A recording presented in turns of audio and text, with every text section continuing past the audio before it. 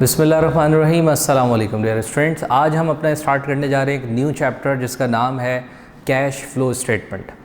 इससे पहले हमने अपना एक चैप्टर कवर किया था और आज हम एक नए चैप्टर पर आ रहे हैं। कैश फ्लो स्टेटमेंट बेसिकली एक ऐसी स्टेटमेंट है जिसके अंदर हम कैश का फ़्लो एक्सप्लेन कर रहे होते हैं।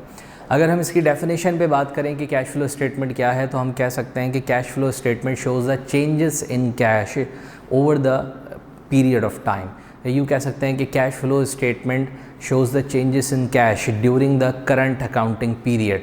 ये जो अकाउंटिंग का पीरियड एक साल का चल रहा है, इसके दरमियान में जितना चेंज आ रहा होगा कैश के अंदर, उस चेंज को आपको बताया जाएगा कैश फ्लो स्टेटमेंट के ज़रिए। अच्छा, कैश फ्लो स्टेटमेंट सिर्फ ये नहीं बताएगी कि आपको जो है वो कैश जो है वो कितना आया और कितना चला गया और उसके बाद इतना मौजूद है, बल्कि वो ये भी एक्सप्लेन कर सकती है कैश फ्लो स्टेटमेंट कि वो कैश कहाँ से आया, कहाँ पर चला गया, कौन कौन सी सोर्सेज से आया और किस किस सोर्स के ऊपर चला गया। ये सारी चीज़ें डिटेल एनालिसिस के साथ वो आपको बताएगी। तो कैश फ्लो स्टेटमेंट बुनियादी तौर पे सिर्फ कैश के फैक्टर से रिलेटेड है। अब आप ये जानते हैं बहुत अच्छे से कि कैश वो वाहिद एसेट्स है किसी भी फर्म का जो कि एक तो वो नॉन प्रोडक्टिव होता है, कमा कर नहीं देता कैश, लेकिन कैश से ही तमाम मैटर्स को फुलफ़िल किया जा रहा होता है। पेमेंट्स में, रिसीविंग्स में, यूटिलिटी बिल्स में, सैलरीज़ में, परचेजेस में, हर जगह कैश की इन्वॉल्वमेंट होती है। तो कैश चूँकि हर एसेट्स पर ही अपना असर रखता है, तो ये एक इतना इम्पॉर्टेंट एसेट्स है कि इसकी वजह से हमने बाकायदा एक पूरी स्टेटमेंट बना दी है। तो कैश का फ़्लो हमें हर वक्त पता लगता रहे, तो इस स्टेटमेंट से जो है वो साल के एंड पर हमें बहुत डिटेल एनालिसिस मिल जाती हैं। अब हम ये बात करते हैं कि कैश जो है उसकी अमाउंट किस किस तरह से हमारे पास आती है, बिज़नेस में कौन सी एक्टिविटीज़ हैं जिनकी मदद से हम कैश का फ़्लो जज कर सकते हैं। तो जो एक्टिविटीज़ हैं आपके पास, वो आप तीन एक्टिविटीज़ इसकी हम मेन डिस्कस कर सकते हैं। एक एक्टिविटी इसके हमारे पास होती है,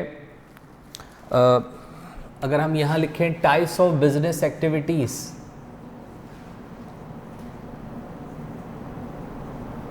types of business activities. Business activities की 3 टाइप्स होती हैं। एक है ऑपरेटिंग एक्टिविटीज़, नेक्स्ट हमारे पास है इन्वेस्टिंग एक्टिविटीज़, और थर्ड हमारे पास है फाइनेंसिंग एक्टिविटीज़। ये 3 किस्म की एक्टिविटीज़ हैं। अगर हम बात करते हैं ऑपरेटिंग एक्टिविटी की, तो ऑपरेटिंग एक्टिविटी का ताल्लुक बिज़नेस के रेगुलर ऑपरेशन से है, और रेगुलर ऑपरेशन से जो भी एक्टिविटीज़ बिलोंग करेंगी वो सब ऑपरेटिंग की कैटेगरी में चली जाएंगी। इन्वेस्टिंग एक्टिविटी, अब नाम से जाहिर है कि इसके ऊपर हम इन्वेस्टमेंट कर रहे होंगे। ऐसी एक्टिविटी जो इन्वेस्टमेंट से ताल्लुक़ रखती हैं वो सारी इन्वेस्टिंग एक्टिविटीज़ की कैटेगरी में आएंगी। और फाइनेंसिंग एक्टिविटीज़ में नाम से जाहिर हो रहा है कि जिन एक्टिविटीज़ में फ़ाइनेंस का ताल्लुक़ बन रहा होगा, पैसे की अरेंजमेंट पर बात हो रही होगी, वो फिर इन एक्टिविटीज़ के अंदर आएंगी। आप एक अकाउंटिंग की फंडामेंटल इक्वेशन जानते हैं कि एसेट्स इज़ इक्वल्स टू होते हैं liabilities plus owners equity. Owners equity को आप कॉरपोरेशन में, जॉइंट स्टॉक कंपनी में शेयर्स होल्डर इक्विटी भी कहते हैं। तो ये जो सोर्स है, ये जो साइड है, right side of the equation, इसको हम कहते हैं फाइनेंसिंग साइड। ये साइड हमें बताती है कि पैसे आते कहाँ से हैं, सोर्स क्या बन रही है पैसे लाने की। और ये जो साइड है ये कहलाती है बेसिकली इन्वेस्टिंग साइड। ये बताती है कि पैसे यहाँ से तो आते हैं लेकिन इस पर इन्वेस्ट हो जाते हैं। किस पर इन्वेस्ट होते हैं? एसेट्स पर इन्वेस्ट हो जाते हैं। हम इनसे बिल्डिंग्स ख़रीद लेते हैं, फर्नीचर ख़रीदते हैं, जो भी पैसे इस सोर्स से आए हुए होते हैं उन सोर्सेज से हम ये एसेट्स के ऊपर इन्वेस्टमेंट कर रहे होते हैं। उसके बाद जब ये पैसे इन सोर्स से आते हैं और इस पर इन्वेस्ट हो जाते हैं, तो ये जो एसेट्स आपके पास होते हैं, इन एसेट्स को फिर आप यूज़ करना शुरू कर देते हैं। जब आप इन एसेट्स को यूज़ करते हैं, तो आपकी ऑपरेटिंग एक्टिविटीज़ परफॉर्म होना शुरू हो जाती हैं, ऑपरेशंस स्टार्ट हो जाते हैं, आप सेल परचेज स्टार्ट कर देते हैं, प्रॉफिट अर्निंग स्टार्ट हो जाती है, वो सारे मैटर्स स्टार्ट हो जाते हैं। तो वहाँ से हमारे पास मेन जो ऑपरेशन से चीज़ आती है वो प्रॉफिट या लॉस होता है, जिसकी इक्वेशन है रेवेन्यूज़ माइनस एक्सपेंसेस। ये आपके पास प्रॉफिट और लॉस निकालने की इक्वेशन है। Revenues minus expenses income statement का पार्ट है। तो जब आप एसेट्स को यूज़ करते हैं तो प्रॉफिट और लॉस निकलता है जो कि इस इक्वेशन से आता है। तो ये बेसिकली आपका ऑपरेशन हो जाता है। तो बड़ी अगर मैं एक बहुत बिग पिक्चर की बात करूं तो मैंने ये आपको इन शॉर्ट बताया है, लेकिन अगर हम इसकी थोड़ी सी डेप्थ में जाते हैं तो फिर हमें अंदाज़ा होता है कि ऑपरेटिंग में सिर्फ इनकम स्टेटमेंट नहीं आती और तमाम एसेट्स इन्वेस्टिंग के हिस्से में भी नहीं आते। ठीक है, इनके अंदर फर्दर कुछ कैटेगरीज़ हैं, वो आप देखिएगा। हमारे पास ये जो एसेट्स हैं, करंट एसेट्स, जो एसेट्स होल हैं, इसको हम दो कैटेगरीज़ में डिवाइड कर सकते हैं, करंट एसेट्स और फिक्स एसेट्स। इसी तरीके से हमारे पास ये लाइबिलिटीज़ हैं, तो हम इसको current liabilities plus long term liabilities की कैटेगरीज़ में डिवाइड कर सकते हैं। और थर्ड हमारे पास जो है वो ओनर्स इक्विटी है, यानी शेयर्स होल्डर इक्विटी। तो अगर हम बात करते हैं ऑपरेटिंग एक्टिविटीज़ की, तो ऑपरेटिंग एक्टिविटीज़ में हम जो चीज़ें कंसीडर करते हैं वो देखिएगा, हम इसमें revenues, expenses,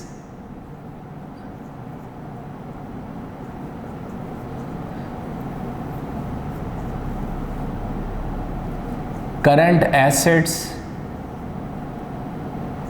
and current liabilities, यानी करंट एसेट्स और करंट लाइबिलिटी भी, जबकि ये आपके पास एसेट्स का हिस्सा है और करंट लाइबिलिटी लाइबिलिटीज़ का हिस्सा है, उसके बावजूद ये जो दो फैक्टर्स हैं, ये दोनों फैक्टर्स आपके ऑपरेटिंग एक्टिविटीज़ में कंसीडर होते हैं, क्योंकि रेगुलर ऑपरेशन में इनका इस्तेमाल होता है।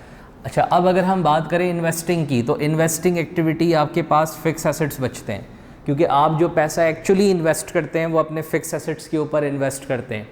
तो आपके पास यहाँ पर मेन जो चीज़ आती है वो फिक्स एसेट्स आ जाती है, मेन पार्ट इसका फिक्स एसेट्स है। और दूसरा पार्ट इसके अंदर होता है एंड सिक्योरिटीज़। सिक्योरिटीज़ का मतलब ये होता है कि आपने किसी और की कंपनी में अपने पैसे इन्वेस्ट कर दिए, चाहे बैंक, चाहे आपने टी बिल्स परचेज़ कर लिए हैं, किसी और कंपनी के शेयर्स परचेज़ कर लिए हैं, किसी और कंपनी के बॉन्ड्स में इन्वेस्टमेंट कर दी है। अगर आपने इस किस्म की कोई भी सिक्योरिटी ख़रीदी है तो वो भी इन्वेस्टिंग एक्टिविटीज़ की कैटेगरी में आएगी, और बाकी सारे फिक्स एसेट्स तो इस कैटेगरी में ही आ रहे होते हैं। और अगर हम बात करें फाइनेंसिंग एक्टिविटीज़ की, तो फाइनेंसिंग एक्टिविटी के अंदर अब आप देखें ये फैक्टर रह गया लॉन्ग टर्म लाइबिलिटी, और दूसरा फैक्टर रह गया ओनर्स इक्विटी। ये दोनों जो आपके पास एलिमेंट्स हैं वो फाइनेंसिंग एक्टिविटी के हिस्से के अंदर आते हैं। तो अगर आप देखें कि मैंने एसेट्स को ब्रेक किया था, लाइबिलिटीज़ को ब्रेक किया था, ओनर इक्विटी, रेवेन्यू और एक्सपेंस लिखा, तो revenues, expenses, current assets, current liability तो ऑपरेटिंग में आ गए, फिक्स एसेट्स इन्वेस्टिंग में आ गए, लॉन्ग टर्म लाइबिलिटी और ओनर इक्विटी आपकी फाइनेंसिंग एक्टिविटी में आ गई। इस तरह तीनों एक्टिविटीज़ में तमाम कंपोनेंट्स कवर हो गए हमारे। जो एसेट्स के 5 नेचर ऑफ अकाउंट्स होते हैं, अकाउंटिंग के जो 5 नेचर ऑफ अकाउंट्स होते हैं, assets, liabilities, owner equity, revenues और एक्सपेंसेस, वो सारे आपको इन 3 कैटेगरीज़ के अंदर जो है वो डिवाइड होते हुए दिख रहे होंगे। तो अब ये 3 एक्टिविटीज़ को अगर हम देखें कि किसी कंपनी के अंदर सबसे इम्पॉर्टेंस किस बात की होती है वो आपने समझना है। फ़र्ज़ करें कि मैं कहता हूँ कि एक कंपनी के अंदर 1 मिलियन का कैश जो है वो 1 साल में जनरेट हुआ। अब 1 मिलियन एक अच्छा अमाउंट है, ऑल्दो के साइज़ ऑफ द बिज़नेस बड़ा मैटर करता है, लेकिन हम एक नॉर्मली देखें तो 1 मिलियन का अमाउंट जो है वो हमारे पास जनरेट हो रहा है। अगर इस 1 मिलियन के अमाउंट की कैटेगरीज़ हम बनाएं और 3 कैटेगरीज़ हम बनाते हैं 1 मिलियन के अमाउंट की,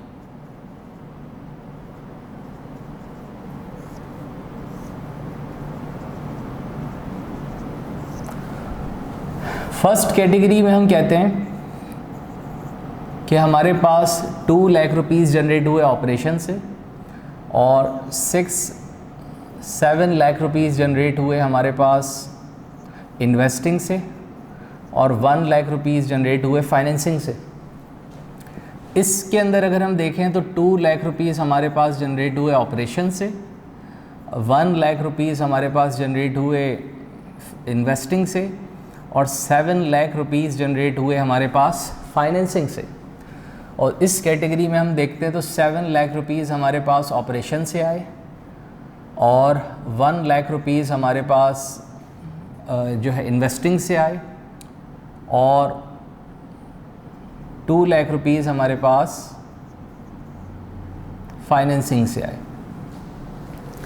तो अगर आप गौर कीजिए तो तीनों से हासिल होने वाला अमाउंट, तीनों केसेस देख लें, अगर हम इसको केसेस का नाम दे लें कि ये केस नंबर 1 है, ये केस नंबर 2 है और ये केस नंबर 3 है। इन तीनों केसेस के अंदर जो टोटल रिज़ल्ट है वो सेम है, 1 मिलियन का अमाउंट जनरेट हो रहा है। अब अगर हम ये कहें कि भाई हमारा बिज़नेस 1 मिलियन का अमाउंट एक साल में जनरेट कर रहा है तो ये हमारी बहुत बड़ी सक्सेस है, तो आपको एनालाइज करना पड़ेगा कि ये जो 1 मिलियन जनरेट हुए हैं एक्चुअली ये जनरेट हुए किस तरह से। अगर हम पहले केस पे नज़र डालें तो हमारा जो रेगुलर ऑपरेशन है, जो असल में हमारी वर्किंग का ज़रिया है, उससे हमने इस 10 लाख में से 2 लाख को जनरेट किया है और फाइनेंसिंग एक्वायर हमने कितने की है 1 लाख की। 7 लाख जो कि 70% कंट्रीब्यूट कर रहा है इसके अंदर, वो इतना ह्यूज अमाउंट हमारे पास आया है इन्वेस्टिंग एक्टिविटी से। इन्वेस्टिंग एक्टिविटी में है क्या? इन्वेस्टिंग एक्टिविटी में तो फिक्स एसेट्स है, और अगर फिक्स एसेट से इतना बड़ा अमाउंट आ रहा है तो इसका मतलब आपने अपने फिक्स एसेट्स को सेल आउट कर दिया मार्केट के अंदर, आपने फिक्स एसेट बेचकर इस साल पैसे जनरेट किए हैं। तो ये आप सोचिए कि अगर आप अपने एसेट्स को बेचकर पैसे जनरेट करें तो ये आपकी सक्सेस है या फेलियर? ये डेफिनेटली सक्सेस नहीं है। आपने जो अपने फिक्स एसेट बेचकर पैसे हासिल किए इस साल कर लिए, अगर अगले साल भी ऐसे ही किया तो 1 से 2 सालों में आपका बिजनेस ही बंद हो जाएगा। तो आप इन्वेस्टिंग एक्टिविटी से जो पैसे आ रहे हों उस पर बेस नहीं कर सकते।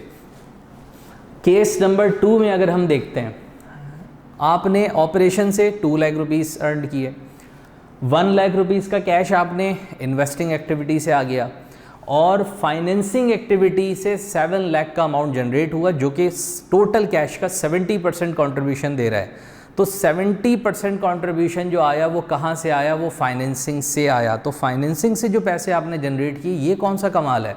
फाइनेंसिंग से पैसे जनरेट करना कोई कमाल नहीं है। आप खुद सोचिए फाइनेंसिंग से पैसे हासिल कैसे किए होंगे? किसी से कर्ज़ा ले लिया होगा मज़ीद, या ओनर से पैसे इन्वेस्ट करवा दिए होंगे। लेकिन अगर इस तरह करके कंपनी में पैसे आए हैं तो वो इस साल तो आ गए, तो अगले साल फिर कैसे आएंगे?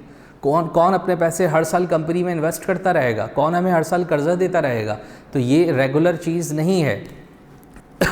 ये ऐसे ही है कि अगर कोई आपसे कहता है कि जी मेरे पास 1 मिलियन का अमाउंट है, 7 लाख रुपीज़ का अमाउंट है, तो आप कहते हैं भाई तुम्हारे पास तो कैश की बड़ी अच्छी पोजीशन है, कैश तुम्हारे पास बहुत अच्छा मौजूद है और तुम्हारी डेफिनेटली एक अच्छी सोर्स ऑफ इनकम होगी और बड़ा अच्छा लाइफस्टाइल होगा। तो आप कहें हाँ मेरे पास 7 लाख रुपए तो हैं, लेकिन 7 लाख रुपए का भी मैंने फ्रेंड से कर्ज़ा लिया हुआ है और वो मुझे उसको रिटर्न करना है। यही 7 लाख रुपए कर्ज़े वाले मेरे पास मौजूद हैं। अब आप सोचिए कि इस 7 लाख रुपए का फिर क्या करना, कि 7 लाख रुपीज़ आपने जितना अमाउंट भी एक्वायर किया वो आपका अपना तो है ही नहीं, वो तो किसी से अरेंज किया है आपने सारा का सारा। तो इसका मतलब ये हुआ कि फाइनेंसिंग से भी जो पैसे आ रहे हों वो आपके लिए उतने फ़ायदेमंद नहीं हो सकते, जो इन्वेस्टिंग से आ रहे हैं वो भी इतने फ़ायदेमंद नहीं हो सकते। अब केस 3 पर अगर हम नज़र डालें तो केस 3 में 7 लाख का ह्यूज अमाउंट जो कि 1 मिलियन में 70% कंट्रीब्यूट कर रहा है, वो आपके पास आया है ऑपरेशन से। ऑपरेशन से आने वाला अमाउंट जो है ये बहुत ज़बरदस्त अमाउंट है। वजह क्या है कि ये अमाउंट आपको एक्चुअली बिज़नेस चलाकर रिसीव हुआ है, तो नेक्स्ट ईयर भी रिसीव होगा, बल्कि इससे ज़्यादा बढ़कर हो सकता है, क्योंकि बिज़नेस जब एक बार अच्छी रनिंग में आता है तो वो हर साल रनिंग अच्छी देना शुरू होता है, हर साल पहले से बढ़कर आपके पास अमाउंट आ रहे होते हैं। ये आपकी सेल एंड परचेज एक्टिविटी से जनरेट हो रहा है जो आपका असल बिज़नेस था। तो जब ऑपरेशन से अच्छा अमाउंट जनरेट हो रहा हो तो आप समझ जाएं कि आपके बिज़नेस की डायरेक्शन अच्छी जा रही है, आपका बिज़नेस बेहतर चल रहा है और आप इससे पैसे अब जनरेट कर रहे हैं, ऑपरेशन से जनरेट कर रहे हैं। अब आपको किसी की बैसाखियों की ज़रूरत नहीं पड़ेगी, एसेट्स को सेल करने की नीड नहीं होगी, आपको जो है वो किसी से पैसे अरेंज करने की फाइनेंसिंग से नीड नहीं होगी, बल्कि आप अपने रेगुलर ऑपरेशन से हासिल होने वाले अमाउंट से ही अपनी सारी ज़रूरियात को पूरा कर सकते हैं। तो इसका मतलब ये हुआ कि हमारे पास जो थर्ड केस है वो एक आइडियल केस है। तो ऑपरेटिंग एक्टिविटी कितनी इंपॉर्टेंट होती है, मैं उसकी इंपॉर्टेंस आपको यहाँ बेसिकली दिखाना चाह रहा था, जो कि मैंने इन 3 केसेस का बनाकर आपको दिखाई। होपफुली कि आपको ये वाली बात जो है वो क्लियर हुई होगी। अब हम अगर डिस्कशन इन 3 चीज़ों पे तो हम कर चुके हैं, अब हमें ये भी समझने की ज़रूरत है कि ये स्टेटमेंट जो है, इसको हमने एक स्टेटमेंट का नाम दिया और डेफिनेटली एक ऑफिशियल डॉक्यूमेंट होगा, और वो जो स्टेटमेंट है उसके अंदर हमें क्या क्या चीज़ें शो करनी होंगी, उसका एक पूरा पैटर्न है। वो पैटर्न मैं आपको यहाँ पर एक्सप्लेन करूँगा, उसका पैटर्न हम पूरा बनाएंगे भी और उसको एक्सप्लेन भी करेंगे। वो बहुत अच्छे से आपने समझना है। पहले आपने एक चीज़ क्लियर करनी है कि कैश फ्लो स्टेटमेंट बनाने के लिए 2 मेथड्स यूज़ होते हैं। Cash flow statement, cash flow statement 2 method use होते हैं। एक कहलाता है डायरेक्ट मेथड और दूसरा हमारे पास कहलाता है indirect method.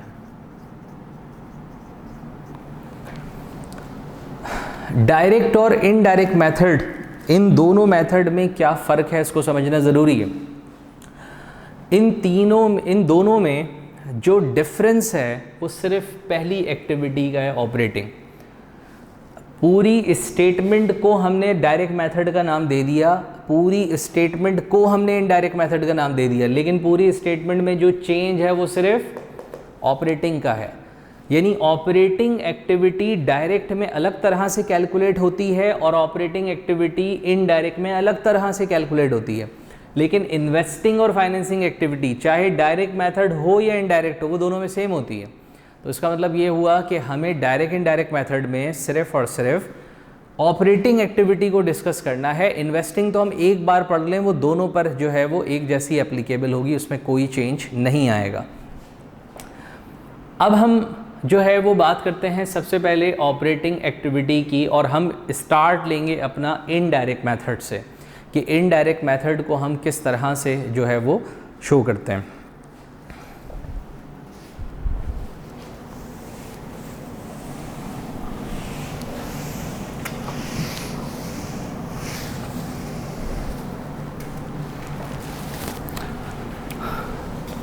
Cash flow statement की हेडिंग आ गई और आपने यहाँ हेडिंग डालनी है ए, कैश फ्लो फ्रॉम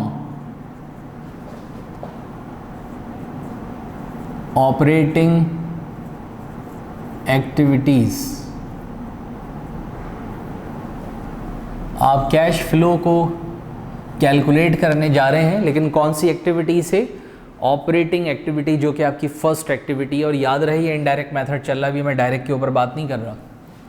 तो इनडायरेक्ट मेथड में स्टार्टिंग पॉइंट होता है हमारा नेट इनकम। हमने शुरुआत कहाँ से करनी है? नेट इनकम से, क्योंकि सबसे बड़ी जो ऑपरेटिंग एक्टिविटी का रिज़ल्ट है, सबसे बड़ा रिज़ल्ट है, पूरा ऑपरेशन चला के 1 साल में आपको अर्नड नेट इनकम होती है, तो वो नेट इनकम से ही हमने स्टार्ट करना है और सबसे पहले अपनी नेट इनकम रिपोर्ट करनी है यहाँ पर। अब नेट इनकम में देखें 2 बातें। नेट इनकम या तो क्वेश्चन में गिवन होगी, इनकम स्टेटमेंट बनाकर उसने खुद रिजल्ट निकाल कर आपको दिया होगा, और या फिर आपने नेट इनकम को निकालना होगा। अगर नेट इनकम को निकालना होगा तो उसका एक अलग तरीका है, वो मैं बाद में एक्सप्लेन करूँगा। एज्यूम कर लें कि अभी नेट इनकम गिवन है। इस स्टेटमेंट में कुछ चीज़ें ऐसी हैं जो गिवन क्वेश्चन में ना हो तो निकालनी पड़ती हैं, लेकिन वो स्टेटमेंट के अंदर तो इस्तेमाल हो रही हैं, तो वो एक सप्लीमेंट्री वर्किंग है उसकी। जैसे इनकम स्टेटमेंट मिस है तो निकालने की सप्लीमेंट्री वर्किंग है, आगे कुछ और मिस है तो उसको निकालने की सप्लीमेंट्री वर्किंग है। वो हम सारी वर्किंग बाद में देखेंगे, पहले हम सिर्फ इसका एक परफॉर्मा बना रहे हैं कि ये चीज़ें हमें रिक्वायर्ड हैं और इस तरह से स्टेटमेंट बनेगी। तो स्टार्ट लेना है नेट इनकम से। नेट इनकम के बाद हम इसमें ऐड करवाते हैं एडजस्टमेंट्स। इसके अंदर हम एडजस्टमेंट्स को ऐड करते हैं, यानी कुछ एडजस्ट करना है नेट इनकम पे, और यहाँ पर हम उसको ऐड करने के लिए जा रहे हैं। एडजस्टमेंट्स लेस होकर भी होती हैं और ऐड होकर भी होती हैं। फ़िलहाल हम इन एडजस्टमेंट्स को ऐड करा रहे हैं। अब क्या क्या चीज़ें इसमें ऐड हो सकती हैं? डेप्रिसिएशन एक्सपेंसेस, वो आपने यहाँ पर ऐड कराने।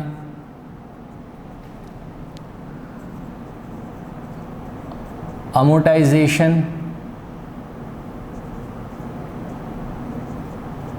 एक्सपेंसेस, वो यहाँ पर ऐड करवाने हैं। और यहाँ लिख देता हूँ पूरा, अमोर्टाइजेशन ऑन इंटेंजिबल एसेट्स, ठीक है। Amortisation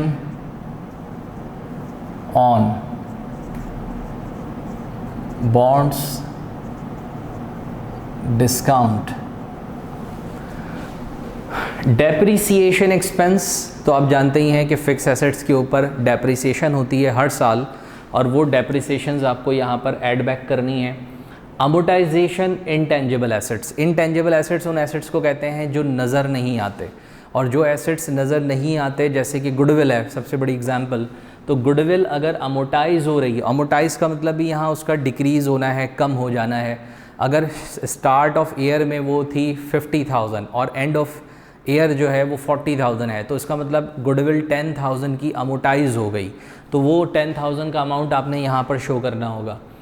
amortisation on bonds discount, bonds जो है जब हम इशू करते हैं कर्ज़ा लेने के लिए, तो सम टाइम उस पर प्रीमियम भी होता है, सम टाइम उस पर डिस्काउंट्स भी होते हैं। अगर पार वैल्यू से कम पर आप किसी चीज़ को इशू करें तो आपको यकीनी तौर पर उसको डिस्काउंट होगा उस पर। तो अगर वो डिस्काउंट आप अमोर्टाइज कर रहे हैं, कम कर रहे हैं, तो वो भी इधर आपने शो करना होगा। इसी तरीके से आपके पास लॉस ऑन डिस्पोजल्स, किसी भी एसेट्स को आप डिस्पोज कर रहे हैं, सेल आउट कर रहे हैं, ख़त्म कर रहे हैं किसी भी एसेट्स को, और अगर उस एसेट्स को डिस्पोज ऑफ करने पर आपको लॉस हो जाए तो वो लॉस आपने यहाँ पर शो करना है ऐड होने वाली एडजस्टमेंट में। आप फॉर एग्जांपल एक फ़र्नीचर को इस्तेमाल करने के लिए परचेज़ कर रहे हैं, लेकिन उस एसेट्स के ऊपर आपको बेचने पर नुकसान हो जाए, आप बेच देते हैं कि हम कोई दूसरा फ़र्नीचर ख़रीद लेंगे, लेकिन इत्तफ़ाक़ी तौर पर उस पर लॉस हो जाता है। ऑल्दो कि फ़र्नीचर बेचना आपका बिज़नेस नहीं है, आपका बिज़नेस किसी और चीज़ का हो सकता है, फ़र्नीचर तो आपने यूज़ करने के लिए लिया हुआ था। अगर यूज़ होने वाला एसेट्स आप बेच दें तो उसके बेचने पर जो नुकसान होगा वो लॉस ऑन डिस्पोजल कहलाएगा। आपने कोई सिक्योरिटी अगर बेची है तो उस सिक्योरिटी के बेचने पर आपको जो लॉस होगा वो आपका जो है क्या कहलाएगा, वो लॉस ऑन डिस्पोजल कहलाएगा। तो इसी तरीके से आपके पास कुछ एडजस्टमेंट्स ऐसी हो रही हैं जो हमने यहाँ पर ऐड करनी है। तो कुछ एडजस्टमेंट्स हमारे पास ऐसी हो रही हैं जो हमने यहाँ पर ऐड की है। मज़ीद कुछ चीज़ें यहाँ पर ऐड करनी है, वो है डिक्रीजेस इन करंट एसेट्स। अब जो मैं चीज़ें ऐड कर रहा हूँ ये वर्किंग कैपिटल से रिलेटेड है। वर्किंग कैपिटल आप जानते हैं, हम इससे पहले वाले चैप्टर में डिस्कस कर चुके थे। वर्किंग कैपिटल का फॉर्मूला आपको बताया भी था कि current assets minus current liability होता है। तो करंट एसेट्स और करंट लायबिलिटी वर्किंग कैपिटल के दो कंपोनेंट्स होते हैं। तो अब जो मैं यहाँ पर एडजस्टमेंट्स कर रहा हूँ वो वर्किंग कैपिटल से रिलेटेड है।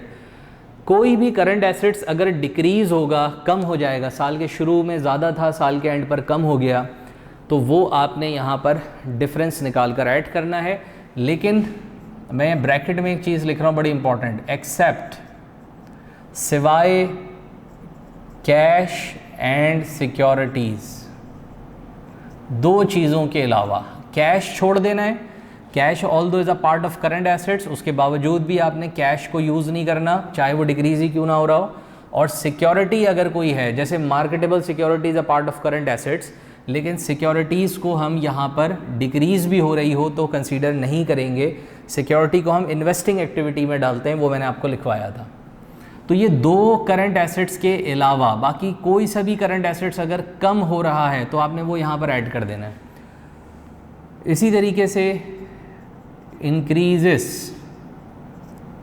इन current assets, sorry current liabilities. Current liabilities के अंदर जो भी इजाफा हो रहा है वो आपने यहाँ लेना है। करंट लाइबिलिटीज़ अब आप जानते हैं कौन कौन सी होती हैं, लेकिन इनमें से एक्सेप्ट, सिवाय बैंक ओवरड्राफ्ट,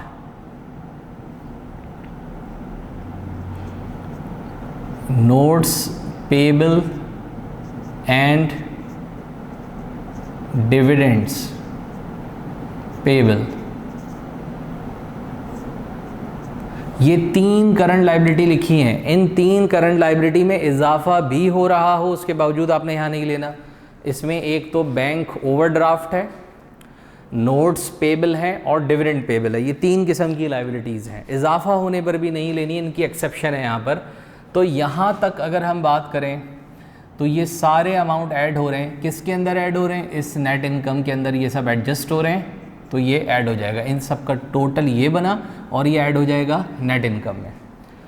बिल्कुल इसी तरीके से अब लेस होने वाली एडजस्टमेंट्स हैं, यानी कुछ एडजस्टमेंट्स अब यहाँ से लेस होंगी।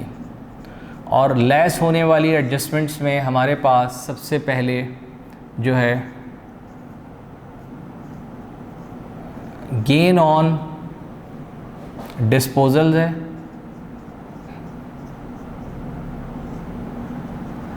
लॉस ऑन डिस्पोजल्स यहाँ आता है ऐड होने वाली एडजस्टमेंट्स में, गेन ऑन डिस्पोजल लेस होने वाली एडजस्टमेंट्स में आएगा। फिर इसके बाद amortisation on bonds premium, bonds discount अगर कम हो रहा हो तो इधर ऐड होता है, और बॉन्ड्स का प्रीमियम अगर कम हो रहा हो तो यहाँ लेस होता है। ठीक है। अच्छा, फिर इसके बाद वर्किंग कैपिटल से रिलेटेड एडजस्टमेंट्स पर आ जाते हैं। यहाँ करंट एसेट्स का डिक्रीज होना ऐड हो रहा था, तो यहाँ इन्वर्स होता है, यहाँ इंक्रीजेस इन करंट एसेट्स। कोई भी करंट एसेट्स बढ़ रहा होगा तो वो इधर ऐड हो जाएगा, लेकिन एक्सेप्शन वही हैं जो कि ऊपर भी थी, except cash and securities, cash और सिक्योरिटी के अलावा। बिल्कुल इसी तरह यहाँ इंक्रीजेस इन करंट लाइबिलिटी था, तो अब यहाँ पर होगा इन्वर्स, डिक्रीजेस इन करंट लाइबिलिटीज़। अब करंट लाइबिलिटी का डिक्रीज होना यहाँ पर लेस होगा, लेकिन एक्सेप्ट, सिवाय वही जो ऊपर एक्सेप्शंस थी, bank overdraft, notes payable and dividend payable, यही एक्सेप्शंस हैं यहाँ पर भी। तो अब आप गौर करें, ये सारी 4 जो एडजस्टमेंट्स हैं ये सब लेस करानी है। किस में से लेस करानी है? आपने ये लेस करवानी है नेट इनकम। नेट इनकम में ये सारी अमाउंट ऐड होंगी और ये लेस होंगी। तो ऐड और लेस करके जो फाइनल अमाउंट बनेगा वो आपने यहाँ दिखाना है, और इसको लिखना है net cash flow. Net cash flow from operating activities.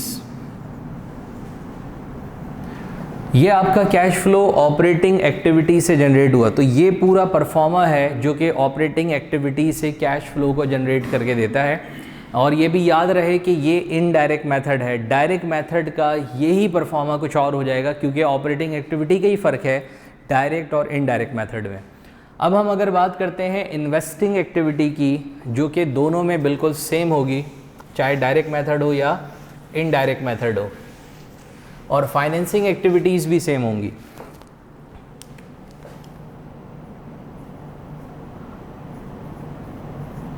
तो कैश फ्लो फ्रॉम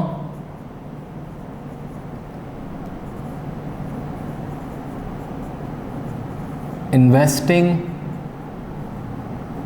एक्टिविटीज़। अब ये बी सेकंड एक्टिविटी की हेडिंग है कि cash flow from investing activities. Investing activity से अगर आप कैश निकालेंगे तो आपने लेना है प्रोसीड्स। प्रोसीड्स का मतलब है पैसे आना। Proceeds from sales. सेल्स करके जो पैसे आएंगे, उधार की सेल के नहीं, जो सेल करके पैसे आएंगे वो आपने यहाँ लेने हैं। सेल्स ऑफ, लेकिन किस चीज़ को सेल करके पैसे आएंगे? फिक्स्ड एसेट्स, क्योंकि हम यहाँ इन्वेस्टिंग एक्टिविटी में फिक्स एसेट्स को डील करते हैं। एंड सिक्योरिटीज़, और सिक्योरिटीज़ को बेचकर जो पैसे आएंगे वो आपने यहाँ लेने हैं। यानी दो चीज़ें सेल करनी है। फिक्स एसेट्स कोई भी बिकेगा और पैसे आएंगे तो उधर ऐड करना है। सिक्योरिटी कोई भी बिकेगी और पैसे आएंगे तो उसको भी आपने यहाँ पर एडअप कर लेना है। वो सिक्योरिटी या फिक्स एसेट्स था कितने का, हमने कितने में ख़रीदा था, नुकसान कितना हुआ, इट डज़ंट मैटर। इससे कोई आपका ताल्लुक़ नहीं है, आपसे इसका कोई कंसर्न नहीं है। आपने यहाँ सिर्फ ये देखना है कि वो बिका कितने पे, उससे कैश कितना आया आपके पास। तो जितना भी कैश आया वो आपने यहाँ लेना है और प्लस में लिखना है। हालांकि एक चीज़ बिक रही है, जा रही है वो चीज़, लेकिन आपने फोकस अपना इस स्टेटमेंट पे कैश पे रखना है। आप ये ना देखें कि फर्नीचर बिक रहा है, फर्नीचर जा रहा है, हमारा फर्नीचर से कंसर्न नहीं है, उसके जाने से जो कैश आ रहा है वो हमने यहाँ ऐड करना है। इसी तरीके से अगर हम बात करें नेक्स्ट पार्ट की इसके, तो वो है payment for purchase of fixed assets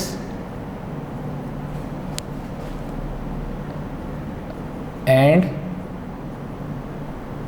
securities. अब आप गौर करें कि आपने कोई भी फिक्स एसेट्स और कोई भी सिक्योरिटी अगर वो परचेज की है, ख़रीदी है, तो वो चीज़ आ गई, आपने उसको नहीं देखना। उसके आने से अगर पैसे गए हैं तो वो यहाँ से लेस हो जाएंगे क्योंकि कैश आपके पास से जा रहा होगा। तो वर्ड गौर करें, मैंने पेमेंट का वर्ड यूज़ किया है, इसका मतलब पैसे जाएंगे तो लिखेंगे। सम टाइम ऐसा होता है कि हम किसी फिक्स एसेट्स को एक नोट इशू करके परचेज़ कर लेते हैं, कर्ज़े पर हासिल कर लेते हैं। तो कर्ज़े पर हासिल कर लिया, उसके पैसे नहीं गए तो वो यहाँ नहीं आएगा, ठीक है। फॉर एग्ज़ाम्पल एक बिल्डिंग है 10 लाख रुपीज़ की, हमने 6 लाख रुपीज़ का नोट साइन किया कि हम 2 साल बाद दे देंगे, और 4 लाख रुपीज़ हमने अभी अभी कैश पे किया।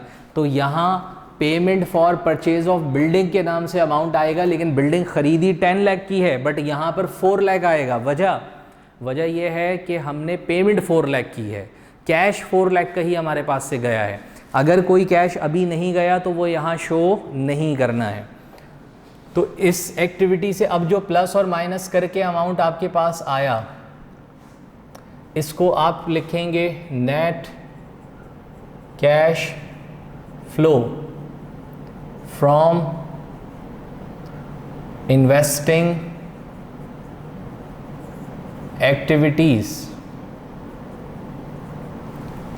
इन्वेस्टिंग एक्टिविटी से जो अमाउंट जनरेट हुआ, अब अगर आपके सेल से आने वाला अमाउंट ज़्यादा और परचेजेस कम थी तो ये प्लस में आएगा, और अगर ये अमाउंट कम और आउटफ्लो होने वाला अमाउंट ज़्यादा है तो माइनस में आ जाएगा। तो जो भी प्लस माइनस आंसर आए वो net cash flow from investing activity कहलाएगा।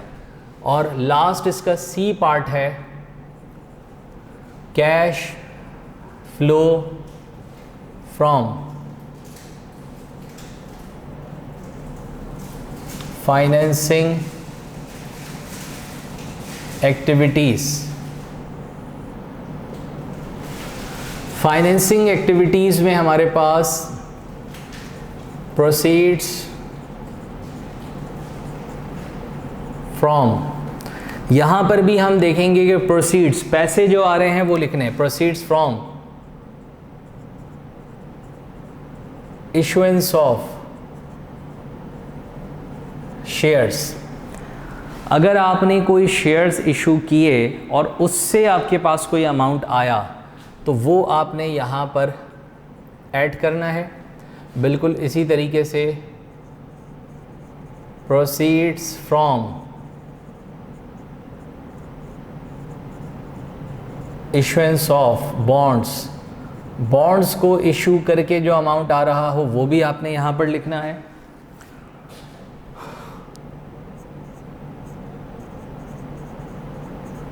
Proceeds from obtaining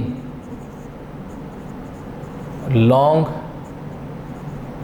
term liabilities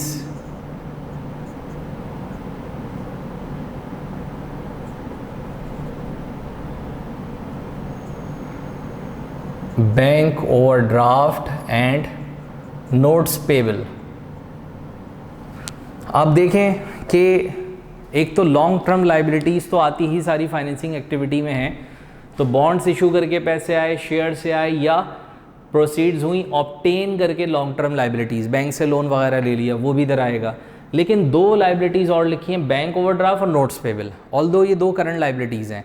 आपने देखा होगा कि मैंने यहाँ इनकी एक्सेप्शन करवाई थी कि बॉन्ड्स, बैंक ओवरड्राफ्ट और नोट्स पेबल ऑल्दो के करंट लाइबिलिटी हैं लेकिन ऑपरेटिंग में नहीं आती, वो फाइनेंसिंग में जाती हैं। वजह यह है कि जिन लाइबिलिटीज़ के ऊपर इंटरेस्ट देना पड़ जाए आपको, वो लाइबिलिटी फाइनेंसिंग का हिस्सा बन जाती हैं, वो ऑपरेटिंग नहीं रहती।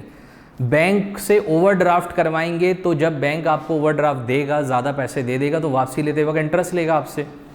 जब आप नोट इशू करते हैं तो उसके ऊपर आपको इंटरेस्ट देना पड़ जाता है। तो ये इंटरेस्ट बेयरिंग लाइबिलिटीज़ हैं, ये इधर दिखाई जाएंगी, ऑपरेटिंग का हिस्सा नहीं होती।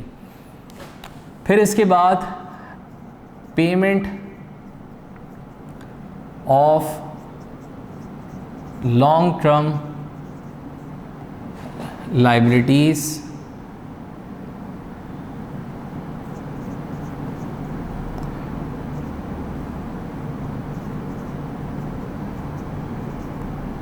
Bank overdraft and notes payable. अब आप देखें कि जो भी आपके ऊपर लॉन्ग टर्म लाइबिलिटी होगी, चाहे वो बॉन्ड्स पेबल की हो या अदर लोन बैंक से ले रखे हों, उनमें से कोई भी लाइबिलिटी अगर आप पे करके वापस कर रहे हैं तो आपके पास से पैसे जा रहे हैं माइनस करने। बैंक ओवरड्राफ्ट वापस कर रहे हैं तो माइनस होगा, पैसे जा रहे हैं। नोट्स पेबल की लाइबिलिटी वापस कर रहे हैं तो आपने माइनस कर रहे हैं क्योंकि पैसे आपके पास से जा रहे हैं। इसी तरीके से लास्ट है इसमें payment of cash dividend. Company owners को प्रॉफिट का क्लेम देती है जिसको डिविडेंड कहते हैं। डिविडेंड की अनाउंसमेंट्स होती हैं और फिर उसको दिया जाता है। तो जब कभी भी कैश डिविडेंड की पेमेंट करेंगे तो वो आपने यहाँ से लेस कराना है क्योंकि पैसे गए होंगे। तो अब ये सब ऐड और लेस करके एक फ़ाइनल अमाउंट बनेगी जिसको हम कहेंगे net cash flow from financing activities. Financing activities से जो अमाउंट जनरेट हुआ, प्लस माइनस आप देख लीजिएगा, माइनस ज़्यादा है या प्लस, तो ये अमाउंट या तो प्लस में बचेगा या माइनस में बचेगा। और अब उसके बाद आप लिखेंगे टोटल में नेट कैश फ्लो, इसको लिखें नेट इंक्रीजेस या डिक्रीजेस इन कैश। कैश में या तो इजाफा हुआ होगा और या कमी हो गई होगी। अमाउंट कैसे आ रहा है, ए प्लस बी प्लस सी करके। अब ए क्या है, ए ये पहला था कैश फ्लो ऑपरेटिंग का, इसका जो फाइनल रिजल्ट है ये। बी जो है वो इन्वेस्टिंग एक्टिविटी थी, ये इसका फाइनल रिजल्ट है।